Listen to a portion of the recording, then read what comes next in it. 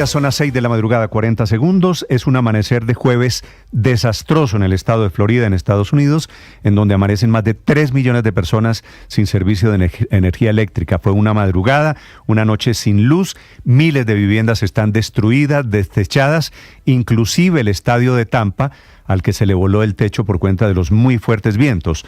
Unas imágenes impresionantes por cuenta del huracán Milton, que es el más devastador que ha tocado Florida en 100 años de la historia reciente. Bautizado como el huracán del siglo, los organismos de socorro hablan esta madrugada de miles de muertos, pero todavía no hay una cifra confirmada porque Milton sigue activo. Va de salida por la costa este de la Florida. Tocó tierra anoche, pasada las 8:30, hora de Colombia. Era en ese momento huracán categoría 3. Esta madrugada fue degradado a categoría 1. Siguen siendo vientos muy fuertes, por encima de 130 kilómetros por hora. La situación es de crisis. Fueron 116 alertas de tornado en 5 condados diferentes. Se formaron 16 tormentas, destruyeron 125 casas totalmente. La orden de evacuación alcanzó a 7 millones de personas que todavía están en refugios. ¿Qué es la escena común esta mañana en la Florida?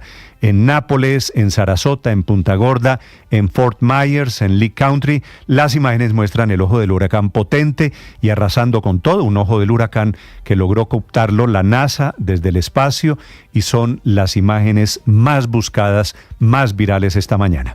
Se está anunciando en este momento el ganador del Premio Nobel de Literatura. I was able to talk to Han Kang on the phone. She was having an ordinary day, it seems, had just finished.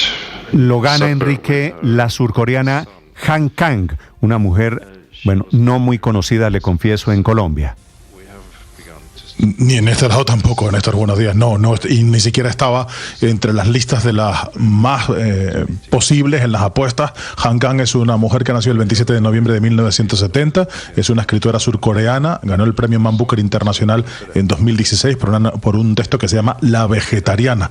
Ahora mismo acaba de ser anunciada como ganadora, como digo, del Premio Nobel de Literatura de este año 2024. Y decíamos que no estaban las apuestas porque la que mejor estaba situada era también una escritora de esa misma región oriental, de Kanshue, se llama esa escritora china, pero esa mujer no ha sido la ganadora de hoy. De hecho, había otros nombres, además del sempiterno Murakami, estaban, por ejemplo, el argentino César Aira, la canadiense Margaret Atwood, el estadounidense Thomas Pynchon, Anne Carson, incluso Salman Rushdie, quien era uno de los, o presenciaba algunos de los rumores más fuertes. Pero, como digo, la ganadora de este año es la coreana del sur, repito, Han Kang, que nació el 27 de noviembre de 1970, Néstor. Sí, 53 años. Gracias, Enrique. Efectivamente es noticia de última hora. Repito, no la conozco. Han Kang, creo que no es conocida en este lado. Tampoco al otro lado. De esas sorpresas que da el Premio Nobel, no solo por los ganadores, sino también por los derrotados. Mañana es el Premio Nobel de Paz. Son las 6 de la mañana, 4 minutos. Nosotros tenemos en Colombia nuestro propio huracán.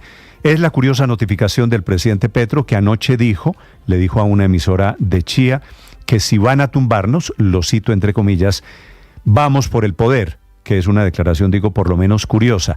Él, que es el poder, él que maneja el poder, las fuerzas militares, el poder económico de este país, la burocracia, las grandes decisiones políticas que pasan por la presidencia de la República, dice que si lo van a tumbar, él va por el poder. Según el presidente, será vía marchas, protestas, asambleas permanentes. La fecha es 23 de octubre, cuando las organizaciones sociales, el petrismo, intentan movilizarse en modo asamblea popular. Ya comenzaron las movilizaciones alrededor de la Universidad Nacional, en donde en las últimas horas hay llegada de buses de diferentes regiones del país con movimientos afro, con representantes de juntas administradoras, de asociaciones sociales, que son las que van a defender al presidente Petro en eso que para él es una cruzada. En Bogotá están instalados, pueden ver las imágenes ustedes, en carpas que llegaron en aviones que llegaron, en buses que llegaron y que van a estar en la Universidad Nacional durante los próximos días. A estas organizaciones les dice el presidente que esta vez no puede ser una protesta de ir, protestar y devolverse a la casa, sino que tienen que quedarse en esa figura de asambleas permanentes. Se mueven la CUT y organizaciones sindicales para protestar y para proteger al presidente Petro de lo que han llamado un golpe de Estado. La defensa tiene varias estrategias. Por un lado, atacar al Consejo Electoral. El presidente Petro lo hace anoche a modo personal contra el presidente del Consejo Electoral, César Lorduy, de quien dice que está vinculado con un intento de asesinato contra la magistrada Maritza Martínez, que hasta hace poco era esposa de un gobernador del Meta, Luis Carlos Torres Rueda, y contra el magistrado Hernán Prada, que está vinculado al proceso penal contra el expresidente Álvaro Uribe. A todos ellos los descalificó el presidente Petro, que al tiempo pide la protección su gobierno vía Cancillería de la Corte Interamericana de Derechos Humanos. También le piden a la comisión de acusación que levante la reserva de las actas para que el país entienda el rollo alrededor de la financiación de la campaña del presidente Petro. Diferentes frentes, inclusive el jurídico. El abogado del presidente es Héctor Carvajal, que dice que la investigación está viciada. Llama a la calma el influyente senador Humberto de la Calle, diciendo que lo máximo que puede pasar allí desde el Consejo Electoral es una multa. El doctor de la Calle critica a Claudia Sheinbaum, que no se quiso meter, la presidenta de México, en el rollo de Venezuela y ahora sí se mete en el rollo de Colombia apoyando al presidente de Colombia. Bienvenidos, tenemos muchas historias para acompañarlos esta mañana. El presidente Petro se reunió anoche con el alcalde Galán para hablar y tomar decisiones por la falta de agua en Bogotá. Está descartada por ahora una declaratoria de desastre, pero la palabra debe llevarnos a la reflexión de cómo hacemos para ahorrar un poquito más de agua. Hoy es día de partido de la Selección Colombia, nueva fecha de la eliminatoria, en medio de un novelón alrededor del espionaje, partido a las 3 de la tarde que transmitimos aquí en Blue Radio. Bienvenidos, los acompañamos en este amanecer, frío, lluvioso en algunas zonas de Bogotá, así va a ser toda la jornada. Son las 6 de la mañana, 7 minutos. El resumen lo preparamos en Voces y Sonidos en Mañanas Blue.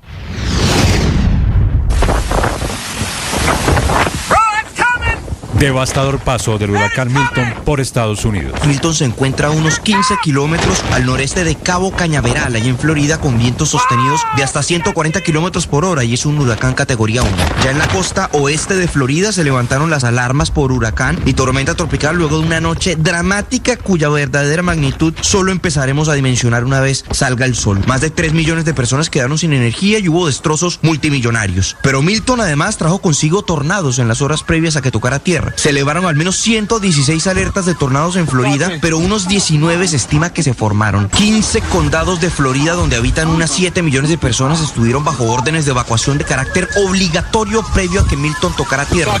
Según las cifras que las autoridades revelaron, un total de 70,000 personas guardaron refugio en los albergues que fueron dispuestos mientras pasaba la tormenta. Esos son los testimonios de colombianos atrapados por el huracán. Obviamente la prioridad es la vida. Tenemos que salvar pues primero nuestra vida y a partir de ahí pues ya empezar a salvar lo poco que uno pueda dentro de su hogar, ¿no? Señalamientos por parte del expresidente Trump, quien aseguró que la Agencia para Manejo de Desastres, FEMA, no tenía recursos para hacer frente a la crisis. Algo ridículo, antiestadounidense, imprudente e irresponsable, dijo furioso el presidente Joe Biden. Assertions have been made that property is being confiscated. It's simply not true. They're saying people impacted by these storms will receive $750 in cash and no more. That is simply not true either. Es la Asamblea Nacional Popular la que determinará los pasos a seguir, y es que si van a tumbarnos del gobierno, vamos por el poder. Una dura advertencia que lanza el presidente Gustavo Petro en una entrevista con una emisora de Chía. El presidente Gustavo Petro arremetió en contra del CNE y de sus magistrados. El señor Lorduy ha tratado de asesinar una novia que tenía. El señor Prada está siendo juzgado por la Corte Suprema de Justicia penalmente por comprar testigos para favorecer a Uribe. La señora Maritza será la esposa de un señor paramilitar condenado o procesado, que era jefe político del Meta, y estos son los personajes que están tomando decisiones sobre el voto popular. El mandatario llamó a movilizaciones nuevamente y anunció que estas serán dirigidas por la Asamblea Nacional Popular, que será la que defina las fechas. Sobre esto, las Central Unitaria de Trabajadores, la CUT, confirmó que saldrá a la calle el próximo 23 de octubre para movilizarse a favor del gobierno. El presidente Fabio Arias. Y por tal motivo en este momentico se está coordinando toda esa actividad. Y pensamos que el gobierno pues también irá a tomar algunas otras definiciones. Bueno, por lo pronto las que a nosotros nos corresponden.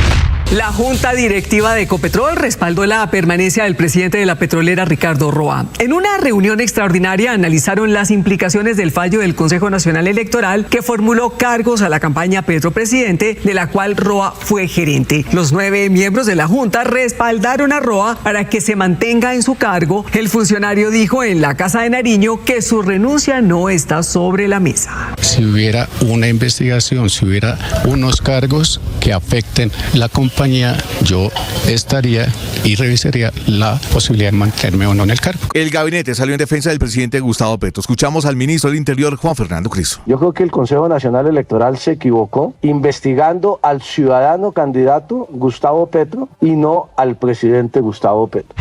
Y en respaldo del presidente Gustavo Petro se pronunciaron 2 países, México y Venezuela. La presidenta mexicana Claudia Sheinbaum calificó la investigación del Consejo Nacional Electoral como un golpe de Estado. Quiero hacer público, patente, nuestra solidaridad con el presidente Petro. El Consejo Nacional Electoral de Colombia, 2 años después de la elección, abre una investigación por gastos de campaña y el día de ayer él lo llama un golpe de Estado.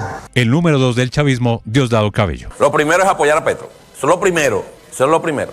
Pero da tristeza la ingenuidad de pensar que él estaba gobernando.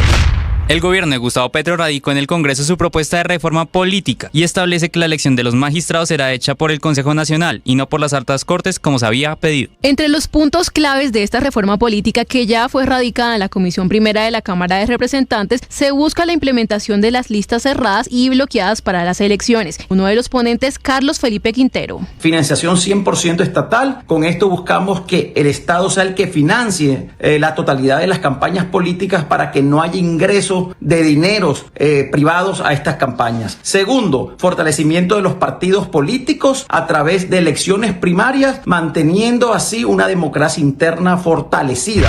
Después del encuentro entre el gobierno y el distrito para evaluar la situación de desabastecimiento de agua en Bogotá, la conclusión es que no se descarta la declaratoria de desastre y se anuncian mesas de trabajo técnicas para tomar medidas a corto, mediano y largo plazo. Así lo explicó el alcalde de Bogotá, Carlos Fernando Galán, quien además habló de las alternativas que se están evaluando. Vale la pena mencionar que hablamos de analizar con los equipos técnicos del acueducto, de la Secretaría de Ambiente, de la Secretaría de Hábitat, entre otros, con el gobierno nacional, alternativas de reutilización, por ejemplo, de aguas lluvias, por un lado, también reutilización de aguas de la planta de tratamiento de salitre, analizar como alternativa para usos no potables.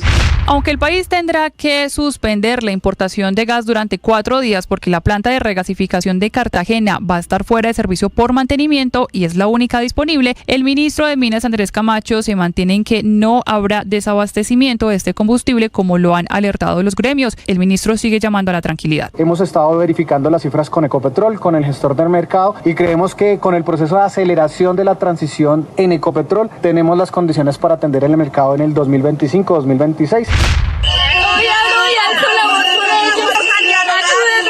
Desde horas de la mañana, Luz Ángela Parra, madre del menor Juan Manuel de 11 años, quien falleció esperando la entrega de sus medicamentos esenciales, estuvo a las afueras del Ministerio de Salud junto con otros cuidadores, pacientes y familiares de enfermedades raras y huérfanas, exigiéndole al gobierno nacional que les dé una solución ante el desabastecimiento. Ellos esperaban que el mismo ministro de Salud, Guillermo Alfonso Jaramillo, los escuchara presencialmente. Sin embargo, esto no fue posible. La única respuesta que recibieron esas personas es que el ministro no tenía tiempo de atenderlos. A sus 38 años y con 92 títulos en individuales de la categoría ATP, el tenista español Rafael Nadal ha anunciado esta mañana que el próximo mes de noviembre se retirará definitivamente del tenis tras jugar la fase final de la Copa Davis aquí en España. Es una decisión que evidentemente es difícil, que me ha llevado tiempo tomarla, pero en esta vida pues todo tiene un principio y un final. En medio de un ambiente un poco enrarecido por el apasionamiento con el que se vive el juego de hoy, la selección Colombia tiene controlado cada detalle para mantener la racha positiva en la altura de Bolivia. Néstor Lorenzo, en conferencia de prensa, confirmó la noticia entregada por Mañanas Blue el día anterior sobre el espionaje que sufrió el equipo en la práctica del martes. Sin embargo, para el DT esto no deja de ser uno de los tantos ingredientes que se le suman al entorno para esta contienda. Uno de los posibles titulares será John Lucumí. El jugador del Bolonia regresa a la selección con un altísimo nivel y considera que la tricolor debe ser fiel a la identidad más allá de la altitud. Que debemos de estar atentos, tratar de estar cortos y aprovechar eso de que todos tenemos la misma información, todos venimos trabajando de la misma manera. La selección Colombia descansa en Cochabamba y en un par de horas inicia su viaje al Alto. El partido iniciará a las 3 de la tarde hora Colombia y tendrá equipo arbitral brasileño encabezado por Wilton Sampaio. Estás escuchando Blue Radio.